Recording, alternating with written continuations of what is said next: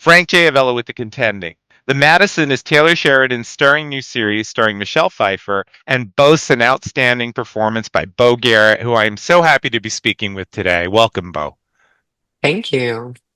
Beau, honestly, it's such a terrific performance. Congratulations. I love Abby. Oh, thank you. Me too.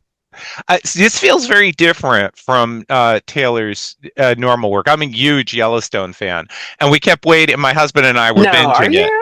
Yeah, and we kept waiting for the big murder scene, and of course, there's nothing like that. It's very No, female there's not. centric. Yeah, there's definitely not. I think all of us were also waiting for when Beth Dutton was gonna arrive in the lands of Madison River, but it never happened. But which is really great. I mean, it's very much about grief, which I want to get into a little bit later. But first, tell me, how did the project come your way, and how long was the casting process? I got the audition. I was living on Vancouver Island. I'm living on Vancouver Island still, and like every other actress in this business, I put myself on tape, and I felt very connected to this specific material. I knew deep down it felt like a right place for me, but you can feel that way a lot of times as an actress and never get the job. But I felt connected so much so that after I sent the tape off, I reached out to the casting director, John Papsadera, who I've known for 20 plus years, and it's not often that I would do this, and I felt that passionate about Abigail and me stepping into her shoes that I did. And I said, I sent you a tape. I think I'm right for this. If there's anything I can do that's different, let me know. And he wrote me back immediately and he was like, I'm actually watching your tape right now. And yeah, can you try this? And I was like, yes, I'm gonna try that. And so where I live, it's a little hard to do a self-tape. I also had a daughter who was napping and the power went out in the middle of the tape and the whole thing was just a mess, but I managed to get it off. And about a week later, I was in Wyoming testing for the show, um, and did not think I was going to get it. To be honest, I really thought it was another actress's role, but I felt so deeply connected to it, I couldn't quite shake it. And then I was back in Vancouver with my mother-in-law in the car, and on the screen, Weatherford Texas came up, and I was like, okay, I think this is Taylor Sheridan calling me right now. I've heard in the past that like he called actresses, but he and I had known each other 20 years ago because I used to I coached with him. He was an acting coach. Wow. And but I hadn't seen him since, except I did the test with him and that was it. And so I part of me was like, oh, he's calling me to tell me, great job, but you didn't get it. But I'm gonna think of you for something else, maybe. And I pick up the phone and I'm like sweating. And he starts talking about Tofino and the weather. And I was like, what is happening? And then yeah, he's like, you know, you beat out a lot of people for this role. And you better get ready because Michelle Pfeiffer's a beast. And I was like, what? And then I went completely dark. I don't know what happened after that. All I know is I got off the phone and my mother-in-law Sue was like, Kurt Russell's gonna be your dad. And I'm like, what? I don't remember that. Yeah, it was definitely it was a pivotal, life-changing moment for me and has continued to change my life every day that like I get to step into this person and get to promote her and promote the show, which I care so much about, and the people in the show that I care so much about. Well, it's a huge hit too. I mean, I saw that it was his largest audience so far. That must be really gratifying. Yeah, that's all. It feels like it's so kind of, I don't even know how you describe it. Like it doesn't, I'm so excited that it is that, but it doesn't, it's hard to like quantify that as a human. You're just like, okay. Like I feel like in a way, I think part of me felt like, am I not allowed to go outside anymore? Are people going to be like, hi? And it hasn't changed my life that way, which is really wonderful. So I feel like, you know, I'm so glad people relate to it. I feel like the people that I have talked to that do relate to it, it's such an emotional connection, and clearly they've lost someone or something that matters to them. And so it I'm so grateful to be a part of a show that hits that way. That is like, this is a connecting thing. This is not something that's like, it makes you talk to the people that have watched it and they share their life with you. And that's how we felt on set. We poured our heart out into this show and every day for 2 years and shared some pretty vulnerable moments and, left our family to do this show and went out to the middle of nowhere and, you know, and tried to tell a story. And all of us are so connected and grateful. And I think love showing up to this set so much. Mm, mm. But you meant, I mean, for me, the regret that one can feel about all the things that we wanted to and never asked a person before they Hmm. left. I mean, how much we didn't bother to ask them because we just kind of took for granted that they'd be around. That was just so relatable. Yeah, I think, yeah, it's really easy to just take advantage or forget or get lost in your own life and you know, not see people and not tell them you love them and not, spend time with them, like I'm trying to do it more now in my life and it's, a lot of it has to do with this show and its message and also, in shooting this show, it's like I have to leave my husband and it's hard. It's hard. You're away from your family. Every person on the show had to be away from their family to shoot it. Like every actor and every person in the business that goes on location to shoot, like you sacrifice your life and you leave the people you love and you don't see them. So, it's really been very relevant to me right now to like try to pay attention and spend time and engage and listen. And a lot of that has to do with the show, not just because of its message, but because of the work ethic and time it takes to make it.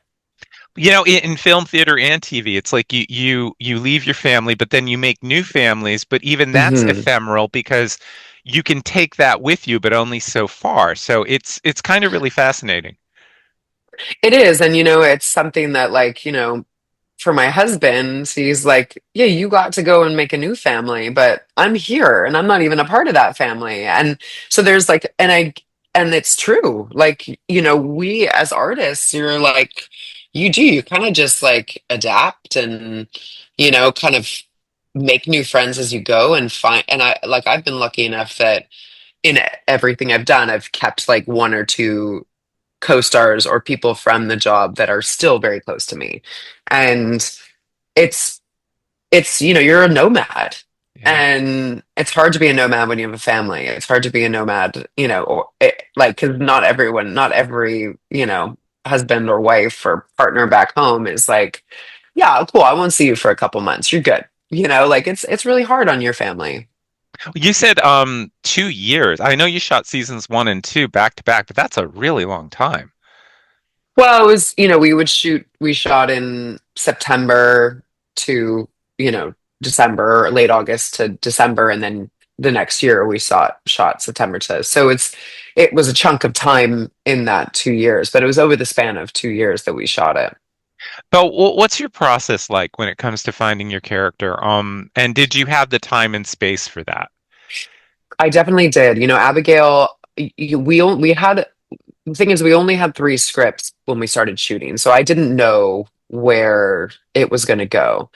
I think in a way it's a really kind of unique way that Taylor writes where you don't have it all up front. So we're all kind of waiting to like know what's going to happen. So it feels very much in real time. You haven't had too much time to like invest in like your process with the character because you're getting things on the fly.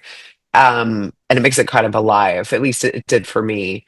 Um, I I love to write, so I tend to journal and write about everywhere that I've come from and where I'm going and tiny things in the scene that potentially are triggers from my past. So I try to really just create a novel around each scene. Um, that's a lot of my process. And then in this show, I would say I really leaned more into listening, which I feel like was something that I didn't even think about before, which is, I think a lot of actors are challenged by that at times because it's really easy to get in your head and be like, what's my next line? What's my next line? And there was something about shooting in Montana and all this open space.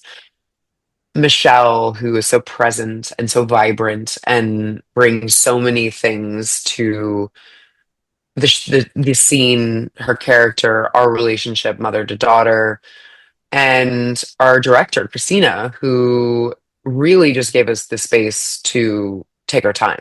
And that is so unusual in any film and TV, mostly TV, but we had a lot of time to like find these scenes. And Taylor, especially in the second season, wrote really long scenes. Like I'm talking 10-page scenes where you don't really get that often in TV. And so it's like you're doing these mini plays. And so, we don't really rehearse, at least on set. I feel like as actors, we kind of sometimes will get together and if we have a scene the next day, or we'll kind of go over things. But, we also kind of got into a groove. Like second season came around and Taylor knew how to write for us. He'd already seen season one. So we were able to like do two seasons without the world seeing it. And which is such a like cool thing. And obviously not often does that happen because it's expensive and you don't know how a show is going to do. So, but I guess they were really, believed in it and Taylor really believed in it. And so, we got this opportunity to do that. And I'm so grateful we did because we really built a family. And we built a family and Taylor started to write for what he saw. And so it all kind of naturally started to feel like it was home for us and we could play with what he wrote and and see where it took us.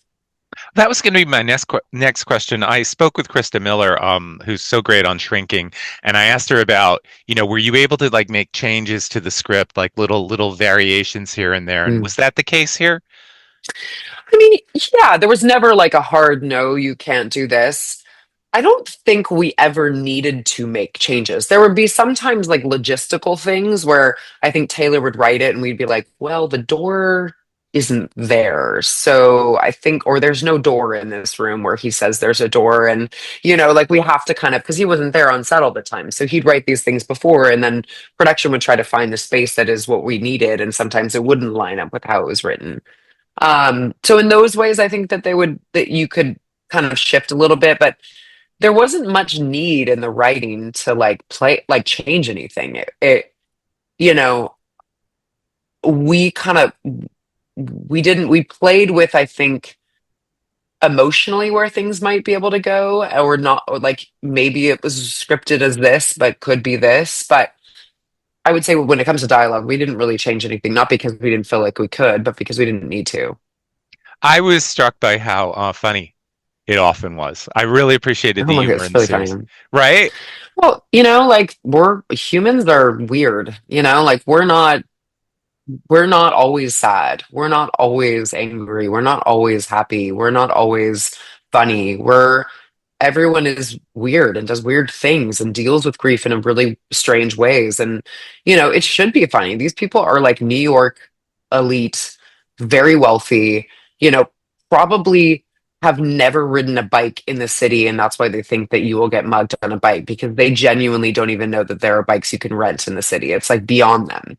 They don't, they are to see them in Montana in a place that is so, I mean, the wildness of Montana is its own character. What I found there was a moment in the first season where we have the funeral scene, and it was a really big day. Like we had a lot of extras, which for us doesn't happen that often. We didn't have a lot of extras. It's a pretty insular cast, but we had a lot of extras. We had horses. There was like coffins being drawn. We were in the middle of nowhere. We had ATVs that had to take us up to set, and all of us were in it. and we started to shoot, and out of nowhere, the wind just ripped through, and we like had to stop. We had to stop production Mm. and pivot and do another scene down where it was a little more protected. But in a way, like I felt like grief is that, right? Like 1 minute you are sad and you are broken and you are incapable of like functioning. And the next minute you're laughing and you are like, don't know why. And it's like the weather in Montana. It just comes out of nowhere and things change. And that is how people grieve. And this family they don't have a relationship. They haven't in a long time. And now they're having to find it again in a really uncomfortable environment for them. And it lends itself to really funny moments. And Patrick is so talented, Patrick J. Adams, who I just adore. He's a very good friend of mine. And he is just his comedic timing is brilliant. And he brings so much levity to these people and these moments. And I think that like there's a lot I think that's what so was so fun, especially about the second season, because there was a lot more ridiculousness and comedy in it, you know? Oh God, I look forward to that. Well, I want to talk about you and Michelle because your scenes are riveting to watch. You just, Oh, thank you. oh God, yeah, you bounce off one another, and it's such for me, it's such a genuine mother-daughter relationship. I think a lot of Abby, she's quick to recognize certain realizations that, she puts forth. I think she's, I don't know, less spoiled in a way than her sister. Mm. But I think you and Michelle are just incredible together, and I wanted you to discuss that. Yeah, I mean, that was just lucky. We got lucky. I mean, we really met and we had great chemistry. And I think that what I discovered in just being around her is that I think I had in my head, Abigail grew up, they didn't have the money yet, so when she was really young, they didn't have the nannies. They were living in a smaller apartment. It was like, it didn't come till later. So Paige had a very different upbringing, which is, I think, shows and then just like how they became. Also, Abigail had a daughter at 20. So like life really changed for her very early. And I think that when that happened, Stacy and Abigail shifted. That's when she had her kid. I think that they went from like connection to, I think there was a lot of shame and a lot of, you know, embarrassment around having a child that young. And I I think that we just all this unspoken stuff between Michelle and I really just worked with Stacy and Abigail. There was respect, but also, disappointment. There was just like so many things that were layered within the dialogue that we didn't really know was there until we started to play with it. And I think our chemistry and our relationship just added to it. And honestly, I just listened. When I was in a scene with Michelle, I just was like, I'm going to just be present. And whatever she brings, I'm going to just sit with it, react to it. I don't really know what I'm going to do, but I'm going to just listen. And, it felt very natural. And so we didn't really have to work at it. We didn't rehearse. We didn't like talk about our characters and how I was raised and how she treated me. I had my own idea of it, and it was fine. That was mine, and it was personal to me. I'm sure she had her own idea of like what childhood looked like when she had me, but we didn't need to talk about it. We just kind of kept it as our like secret sauce, and then when we come together, we just would let the words happen, and it felt very natural. It's just that we got lucky. Hmm. Well, another thing that felt supernatural for me was Ben, you and Ben. Mm, Uh, yeah, I mean that Van and Abby's relationship. First of all, it's the love story that's yeah. in this piece. That Yeah, can Abby exist in Montana? Let me ask that for a minute. Or why can't Van give New York City a try? I don't I mean, get being I so would rigid. love to see Van in New York. I still have images of like this, like people walking across the street and Abigail sitting on a corner and looking up, and there's Van like across the sea of people. Um, and I think it'd be really interesting. And I think watching him in New York would be an episode itself. But I think that Abby is surprised by how much she is comfortable in Montana.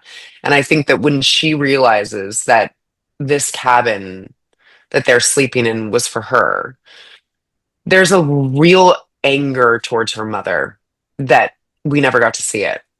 And I think that's all stuff she's processing and working through. And she doesn't know where she's going to go. Her kids are getting older. They're like, they're in school. They're okay, but like she doesn't really want to leave them, but could they have a life in Montana? There's a lot of logistics that Yeah. don't really make sense. And then there's the Montana of it all. And I can't, I think she's confused, but I think she's not opposed to it. And then she meets Van. And I think that Van started as no one's really asked her how she's doing. There's been no one to like take care of her. And he does. And she, I think, is shocked by it and also blown away by the connection and didn't think that would ever happen for her again, but it's not realistic. So she's like, this is just never going to work. But clearly they love each other and they loved each other the moment they saw each other. And they just, yeah, it's a really beautiful, simple, and poetic relationship that I think hopefully will find its way back to each other. I don't know. I mean, I know what happens in season two, but beyond that, I don't know what Taylor has in mind. I don't know what these two are going to do. If it does make sense, I don't know. And you guys are having a third season, which I'm so excited about We that, where you get to are. I explore that. know. Yeah. I know. I really, I mean, we're not going to shoot until next April. So we have a long Oh. time before we shoot again, which makes me quite sad because I really miss everyone. But, a year goes by so fast. But yeah, it's going to be really interesting to see where it goes because in a year from now, like Taylor will have had time, the second season will have come out, and it will be interesting to see where he thinks these people need to go next. I know you're probably not allowed to talk too much about it, but can you tease anything about season two? Um, season two, season two, it's so funny. Like after we shot it, I was like, it was in my head, but then we started PR for season one, and I'm like, I forget what happened in season two. Um, I will say there's a lot more laughter. Season two is a lot lighter. It's a lot, I think you get way more into like these people individually and their relationships. There's some chickens. There's a cow. That's it. I'll give you chickens and a cow. I love cows, so that I'll Okay, take good. it. Me too. Yeah. So, Bo, my last question to you is, I'm sure you're in demand now after people see you in this. What do you have coming up besides the Madison that you can tell us about? Well, my family and I are about to go on a backpacking trip through Europe for a month. So Ah, we're leaving our 3-year-old and our 12-year-old and my husband. We are doing what the Madison taught me to do, which is be present and be with each other. And so we are going to take a very needed adventure, the four of us, through Europe. So that's my priority right now. I'm gonna do that. And then when I'm back, honestly, I have not had a summer with my family in 2 years, and because we've been in Montana, and I really want to have summer on Vancouver Island. So I think like for now, I would like to have the summer to like be present with my family, get to like enjoy them, not think about work and what's next. And if something comes along in the fall, that's kind of my hope is that, I get to do something very different in the fall and then go back to Madison. well, that sounds great. God, enjoy your backpacking trip. That sounds so exciting. It'll be interesting. A 3-year-old with like, we're bringing like a clothesline and it's going to be an adventure. 8 cities in 1 month. Wow. Wow, that's amazing. Yeah. I'm assuming Yeah. Italy's a part of that, right? Oh yeah. Of course. Awesome. Awesome. Well, thank you so much for taking the time out. Again, I just love you on this show. Oh, thank you. I appreciate it. Yeah, and I look forward to seeing what you do next. I really appreciate it. It was very nice talking to you. Thank you. Likewise.